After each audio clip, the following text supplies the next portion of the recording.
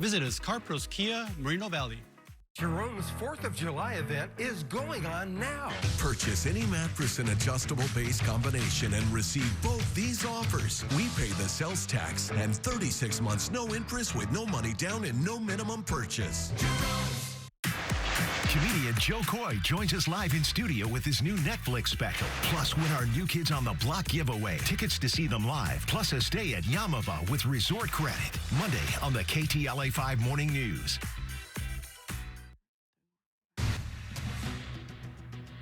Good morning, I'm Annie Rose Ramos, just outside of Gorman at a command post that has been set up with all the agencies working to put out the post fire here as it nears and spans nearly 11,000 acres and just keeps spreading. We'll have an update from officials coming up next. Also now at 8, a vintage small plane falls from the sky just after taking off in Chino. Today, the investigation grows into what went wrong in the deadly crash. Plus, he is a doctor on TV, but this week, Dr. Oz forced to put that medical knowledge to the test when a passenger aboard his flight falls ill. The scare in the air coming up. And some of us waking up to low clouds and fog, not so much for those interior spots, but sunshine in the forecast for everyone this Father's Day. We're going to talk about that and this upcoming work week coming up.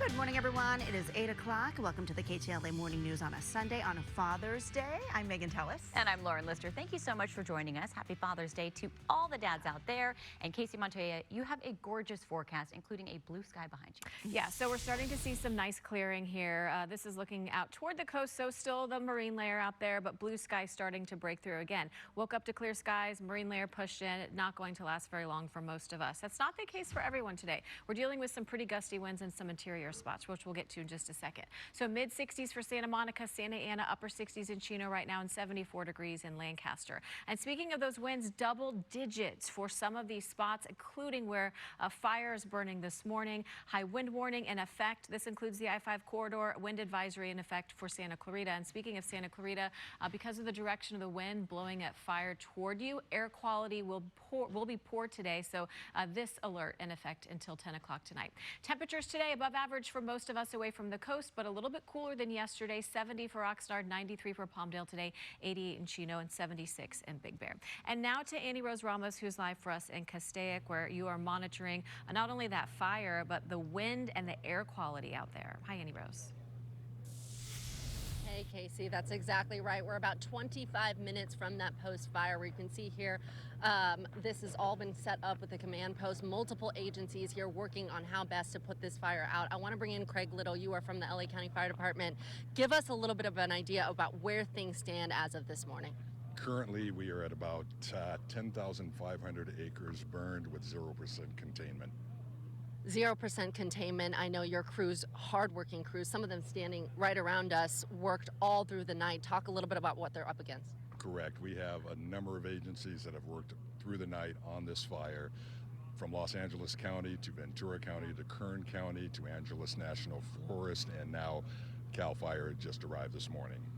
We know, Casey just talking about it, a really tough combo when it comes to the wind, the heat, and the terrain. We were just out there. It's about 30 minutes from where we're standing right now. Talk about what they're up against in that concern. The high winds are going to be the major factor as far as battling this blaze, and that's going to make it all the more difficult. We're going to have gusts later on today as high as 60 miles per hour, which is incredible. As far as water dropping aircraft, they can fly in 60-mile-per-hour winds. However, when you drop water at 65 miles per hour, it just turns into a spray.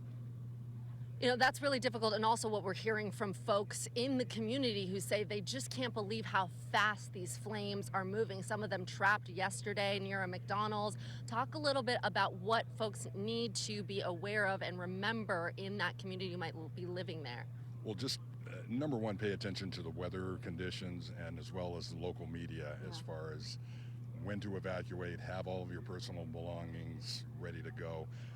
Yeah, this situation right now with light flashy fuels, high winds, difficult topography, this is a recipe for smaller fires turning into large events. You were saying that only about 2-3 structures really damaged. We were out there, we saw a lot of open spaces, but Are there homes, are there communities at risk here as of this morning? With a situation that's as dynamic as it is right now, there's always going to be a situation where we have homes that could be at risk. We generally get on top of things and advise people if they are in an area with direct danger to evacuate. We have, as of right now, we have 1,200 people that have been evacuated. We don't have an evacuation spot for them to actually be right now, but they have been evacuated from where they live. And you are working on developing that spot for them to go, for a place for people to go. We're definitely working on that right now. All right, Craig Little, thank you so much. You can see everybody working hard here. A lot of people just getting off that overnight shift, getting some breakfast, that well-deserved breakfast, and then getting back out there. As you heard them say, again, nearly 11,000 acres with 0% containment. All right, we'll send it back to you guys in the studio.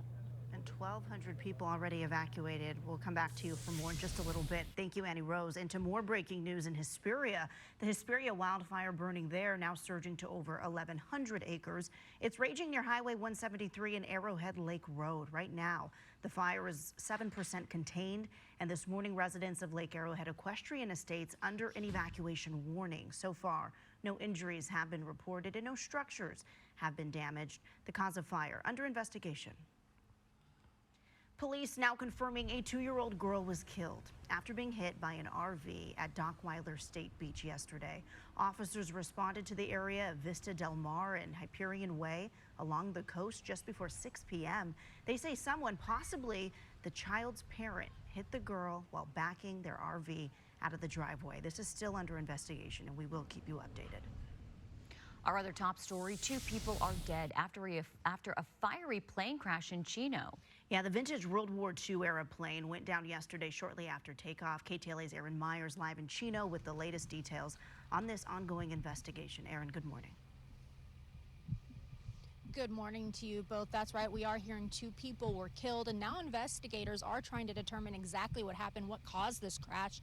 You can see the wreckage of the plane there in the distance. It's on the grass, and now we are seeing several people out here. We believe they are investigators. We have seen them taking photos, walking around that plane, and we do have some video we can show you. Shortly after the plane crashed, you could see smoke coming from the plane. The FAA says the plane was carrying 2 people and crashed after departing from the Chino airport around 12:35 yesterday afternoon. In video, it appears the engine detached from the fuselage in a grassy field not far from one of the airport's runways. Now, the plane, a twin-engine Lockheed 12A, a vintage aircraft, caught fire after it crashed. According to the Daily Bulletin, the outlet says it took firefighters about 10 minutes to put out the fire. Afterwards, 2 people were found inside.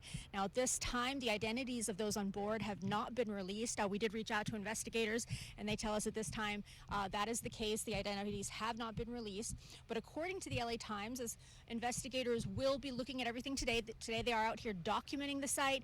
We're told they will be examining the aircraft, and then the wreckage will be taken to a secure facility for further evaluation. And now back here live, we have reached out to the NTSB to see what their plans are today, what the next steps are, and we'll bring you that information when we get it. Reporting live here in Chino, I'm Aaron Myers. I'll send it back to you in the studio.